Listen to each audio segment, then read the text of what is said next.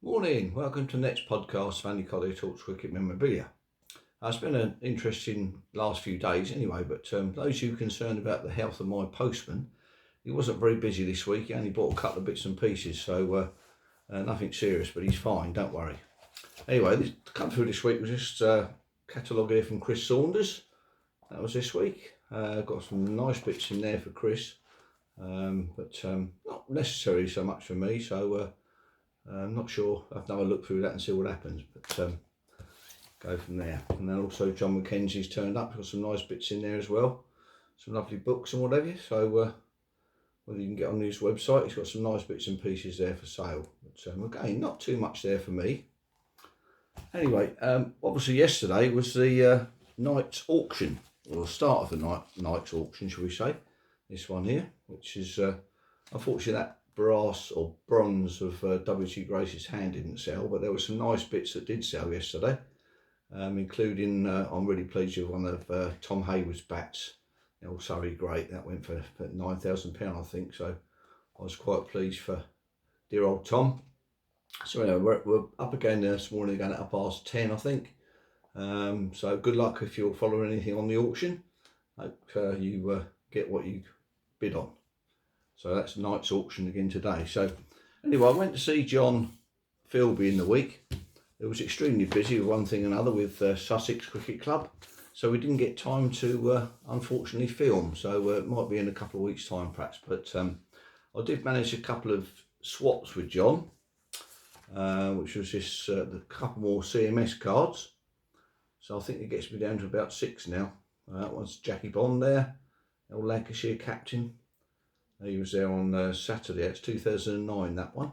That was a nice one with Jack Bond, that famous limited overs match in the dark. Jim Parks, that's the old Sussex keeper. Nice card there from Jim. That's card number 65, or number 42, sorry. So pleased to get those. It's 46 tests he played for him, which is surprising. But anyway, a couple of nice cards there that I've swapped over there with John. And we've been doing a bit of research. I got that from John as well, which is a nice one of Arthur Gilligan there at Sussex, in that famous sort of corner of the ground there, with that sort of fence. So it's quite a famous sort of pose there from the Sussex days in the 20s and 30s. And a very interesting photograph here with Don Bradman, which took a day or so to research. It had on the back there, which I'll just show you that. Bradman must come to Folkestone, or return to Folkestone, shall I say. So that sort of had us on a bit of a wild goose chase. It might have been Folkestone, but I was pretty sure I knew where that ground was on there. You can see there with the scoreboard. So anyway, I got down to a bit of research, and obviously it looks like either 1934, 38, something like that, with Don Bradman looking fairly lean there. And anyway, dear old Roger, he got the ground, which was Canterbury, down there in Kent, and I looked at the Kent 1934 game and the 38 game. Bradman actually captained 6 times on the 1934 tour. So, but we managed to sort of rule that out, because on the scoreboard there, it's where is it? Where's the scoreboard? Just at the back there.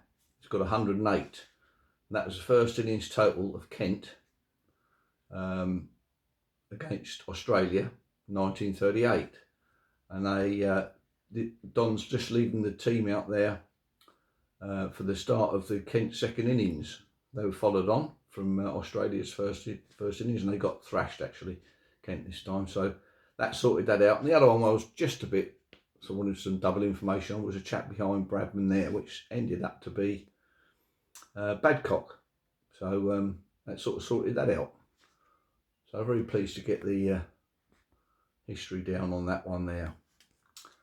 So nice little photograph there, candy photograph on the pavilion. So anyway, next thing was this lovely thing that I showed a few weeks ago, which is a nice award here.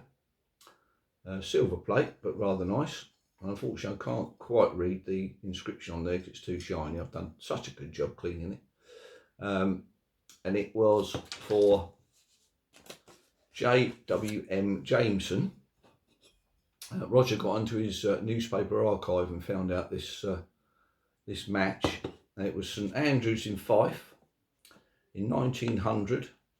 He bowled 217 overs with 40 maidens, 377 runs and 105 wickets at an average of 3.6. And that information came out of the St Andrews Citizen in Fife on the 5th of the 9th, 1900. So that's fantastic to get that information there from Roger's newspaper archive. So really pleased to sort of suss that one out too. So anyway, that's about it for this week. I hope we get on all right with the night's auction. See what happens. I should be sitting there for a while and going. I've got a couple of bits coming up, but I'm not very confident of getting those. But you never know.